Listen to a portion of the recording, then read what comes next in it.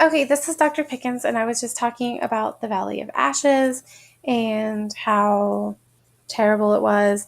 And if you're tracking ashes or fire or dust in the book, this is probably the best example of it. And so everyone passes through this Valley of Ashes, but no one really pays attention to these nameless, faceless people that work in here. Although I think there's a real connection here between the Valley of Ashes and the butler that works for them, whose face and nose was literally destroyed by polishing the silver for these rich people. Okay, and I think especially Fitzgerald's criticism of all the wealth in this country and the way that the wealthy people abuse the poor people is especially interesting because he's writing this before the Great Depression happened. And the Great Depression, we saw this huge decrease in wealth, but again, poor people were really greatly impacted by this, and yet they weren't the ones that caused this with all their speculation in the market and stuff like that. Okay, so we have the Valley of Ashes here, and then we also have this billboard here, and that's a billboard with this some oculist, which is a fancy word for an eye doctor, made to kind of advertise him. So let's look and see what this kind of looks like so we can imagine it better.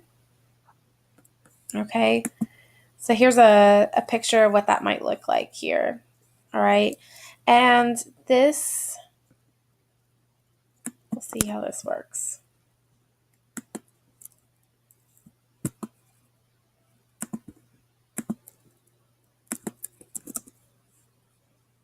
Okay, so here's our eyes.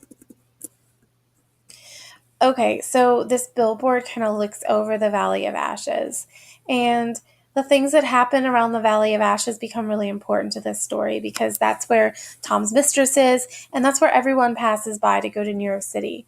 And these eyes are a symbol of the judgment of God.